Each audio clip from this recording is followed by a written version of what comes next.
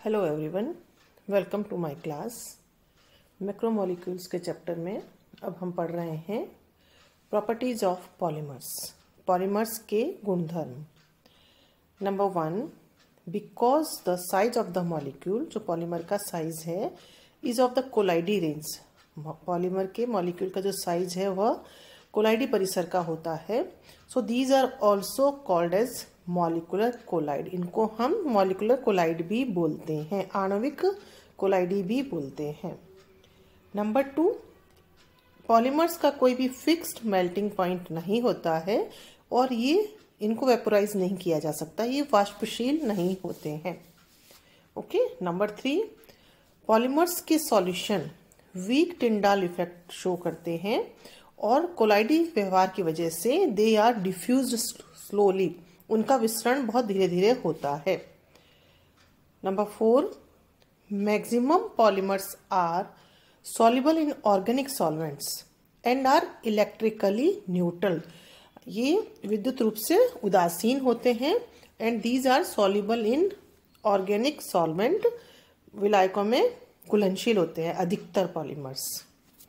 ना विलियन के अंदर in the solution, next is in the solution there is no charge upon the polymer. Polymer पर कोई चार्ज नहीं होता है जब उनका हम विलियन बना रहे हैं, तो उनका अभिगमन नहीं होता है। So transportation of ions is not possible in the presence of electric field. विद्युत क्षेत्र की उपस्थिति में उनका अभिगमन नहीं होता है। बट इन प्रोटीन्स, प्रोटीन क्या है हमारा, बायोपॉलीमर है और उसमें आयंस होते हैं। तो but in proteins there is ionic group, so protein का transportation is possible. So transportation of ionic group is possible in proteins. तो जनरली पॉलीमर्स के अंदर ट्रांसपोर्टेशन ऑफ आयंस पॉसिबल नहीं है जब उनका विलयन है, तो क्योंकि उसके पॉलीमर्स में आयंस नहीं होते हैं। परंतु प्रोटीन्स जो कि एक बायोपॉलीमर है और जिसमें आयनिक ग्रुप होते हैं, तो उनका transportation is possible is protein.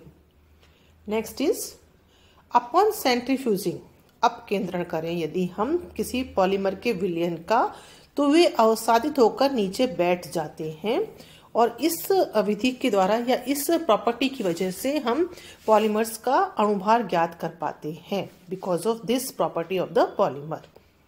Next is properties of polymer depends upon the property of macromolecule. जो पॉलीमर की प्रॉपर्टी है वो किस पर निर्भर करती है, जो उसके अंदर मैक्रोमोलिक्यूल है उस पर निर्भर करती है, ना कि साइड में कौन से ग्रुप्स लगे हुए हैं उन पर, उनके व्यवहार पर, उनकी प्रॉपर्टी पर निर्भर नहीं करती है। जो मैक्रोमोलिक्यूल है उसकी पूरी गुणधर्म पर बहुलक का गुणधर्म निर्भर करता है।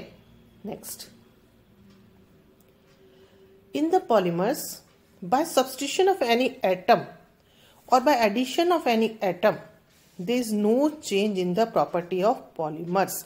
किसी भी पॉलीमर में यदि हम किसी भी अणु का सब्स्टिट्यूशन करें या ऐड करें तो उस पॉलीमर की प्रॉपर्टी में कोई परिवर्तन नहीं होता है। उदाहरण के लिए पॉलीथाइलिन में यदि हम एक इथाइलिन का मॉलिक्यूल ऐड करें तो पॉलीथाइलिन की प्रॉपर्टी में कोई भी परिवर्तन नहीं होता है। जो उसकी प्रॉपर्टीज पहले होती हैं वही बाद में भी होती हैं। Next is polymer molecules are highly solvated.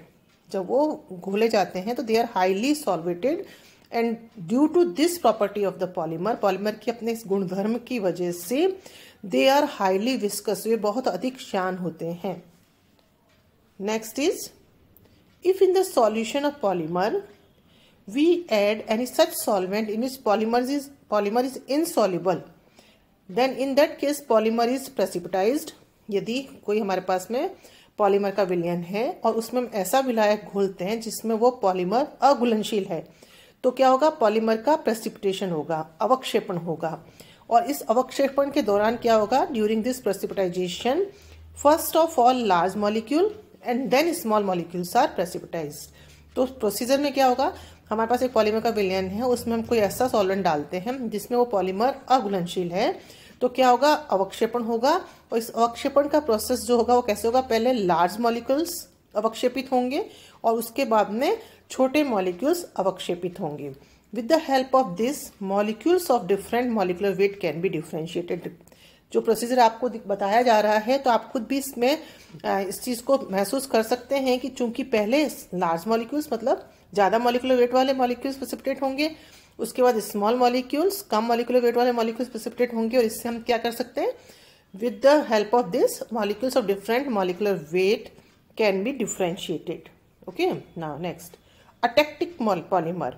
इनके जो अटेक्टिक पॉलीमर्स होते हैं उनके गलनांक मेल्टिंग पॉइंट जनरली सामान्यतः कम होते हैं, and they are easily soluble in water. Okay, वो बहुत आसानी से सॉल्युबल हो सकते हैं।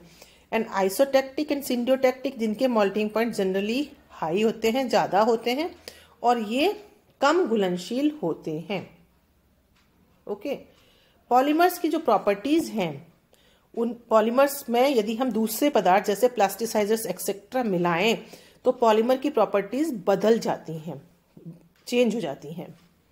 Next is so many other properties like tensile strength, flexibility, abrasion resistance अपघर्षण प्रतिरोध, swelling, transmittance towards gases etcetera. ये सारी प्रॉपर्टीज जो पॉलीमर्स की हैं, these all properties depends upon the, किस पर निर्भर करती हैं, structure, crystallisation, molecular weight, bonding of series of polymers, श्रृंखला की जो बंधन है। तो ये सारी प्रॉपर्टीज जो पॉलीमर्स की हैं, जो मैंने बताया और सामने दिखाई दे रही हैं आपको लिखी हुई, ये सभी उस पॉलीमर की संरचना पर, उसके क्रिस्टलीकरण पर, उसके आणविक भार पर और श्रृंखला के बंधन पर, पॉलीमर्स का जो बॉन्डिंग है, सीरीज की जो बॉन्डिंग है, उस पर निर्भर करती है।